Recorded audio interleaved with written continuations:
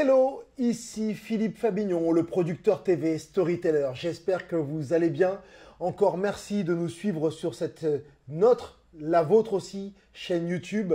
Et j'ai envie de vous inviter à vous inscrire, si ça n'est pas encore fait, à vous abonner à la chaîne, mais aussi de cliquer sur la cloche pour être averti des prochaines vidéos. Aujourd'hui, j'aimerais vous parler d'une histoire, d'une affaire qui pourrait vous intéresser et vous montrer aussi comment vous allez pouvoir prendre les éléments de ces histoires, de cette affaire, pour les appliquer à vous, à votre projet, pour ensuite mieux enseigner, éduquer, apprendre à une audience, à des gens qui vont vous écouter et qui vont ensuite acheter vos produits et vous suivre. Alors cette affaire, c'est l'affaire de Lily. Connaissez-vous l'histoire de Lily ? C'est une adolescente de 14 ans qui a sauvé une famille d'un incendie. Je vais vous révéler comment cette histoire pourrait vous inspirer dans la création de vos contenus. Et aujourd'hui, j'ai envie de vous dire, fournir du contenu utile ne suffit plus. Que ce soit sur vos réseaux sociaux, vos blogs ou vos outils de communication. Votre communauté ne veut pas juste apprendre, elle veut être divertie tout en apprenant. C'est deux notions qui doivent être mises l'une avec l'autre et vous verrez qu'il y aura un impact. Comment y parvenir ? Rien de plus simple, c'est avec le storytelling. Prenons l'exemple d'une entreprise qui en assurance, par exemple, une assurance qui cherche à communiquer sur les bonnes actions à avoir face à un incendie. Elle pourrait rédiger un article énumérant toutes les bonnes actions en question. Ça serait du contenu utile pour les assurés, mais qui serait banal et très didactique, très synthétique. Pour le rendre divertissant, elle peut aussi choisir d'informer en racontant une histoire, qu'elle soit vraie ou parfois même inventée. Elle pourrait par exemple s'inspirer de l'histoire de cette jeune Lily dont je vais vous parler et dont je vous parlais même plus tôt. Lily, c'est une ado anglaise de 14 ans. Elle promenait son Rottweiler, vous savez, c'est un chien, une race de chien, lorsqu'elle sentit une très forte odeur de brûlé provenant d'un appartement de son quartier. Il n'y avait pas encore de flammes, mais elle voyait qu'il y avait des personnes à l'intérieur. Et elle a compris qu'il fallait faire vite et appeler les pompiers. Ça, c'est ce qu'elle a ensuite expliqué aux médias. Lily a couru prévenir son père, qui s'est, lui, immédiatement rendu sur place. L'appartement commençait à s'embraser.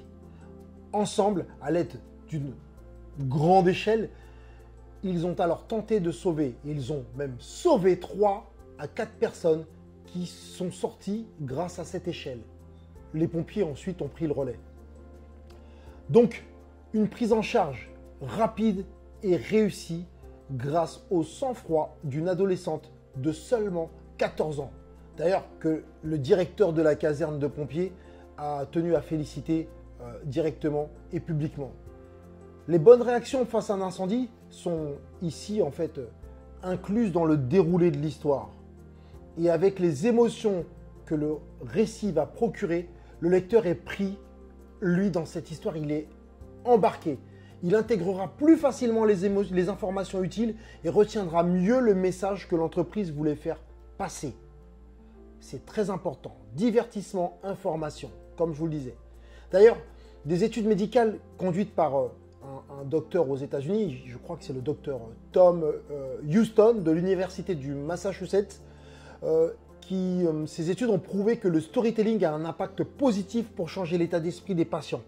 Il a fait des expériences, il a fait visionner à des patients souffrant d'hypertension 2 vidéos différentes. Le premier groupe a regardé des messages génériques et impersonnels. L'autre groupe a visionné un message comprenant des témoignages de personnes qui parlaient de leur hypertension. Et devinez quoi ?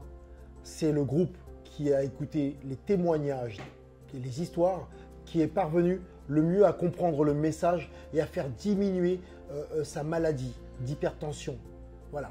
Donc, entendre les histoires vécues de personnes qui nous ressemblent, c'est beaucoup plus efficace que des messages génériques.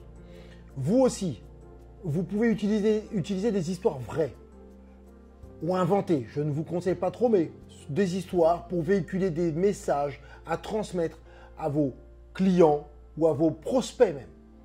Cela vous aidera à trouver... Vous allez me dire, mais comment? Pour vous trouver des histoires inspirantes, j'ai envie de vous dire que j'ai une vidéo qui traite de ces histoires, les 4 histoires qui fonctionnent, qui marchent. Donc, n'hésitez pas à aller la regarder. Mais vous avez aussi en lien ma formation qui s'appelle le storytelling attractif, qui va vous guider pas à pas pour construire vos histoires, pour attirer des clients, pour capter l'attention, pour créer une communauté. Toute histoire, tout business, j'ai envie de vous dire, démarre d'une histoire. Tout business, sur la longueur, rentable, pérenne, démarre d'une histoire. Et grâce à cette formation storytelling attractif que je vous le répète, que vous pouvez avoir en cliquant sur le lien du dessous, vous pourrez vous aussi refaire toutes vos histoires si ce n'est pas encore fait, les créer pour que votre projet, votre produit, votre entreprise, votre business ou même voire vous-même, vous puissiez rencontrer votre public. Voilà. Donc j'ai fini. N'hésitez pas à me laisser un message si vous voulez avoir plus d'informations et si vous voulez aussi qu'on communique ensemble, ça sera avec un grand plaisir. N'hésitez pas non plus à cliquer sur la cloche pour être averti des prochaines vidéos et surtout, abonnez-vous à la chaîne pour que nous marchions ensemble sur le chemin de la réussite. Le chemin, il n'est pas à droite, il n'est pas à gauche, encore moins derrière. Il est en face, là-bas. Ciao.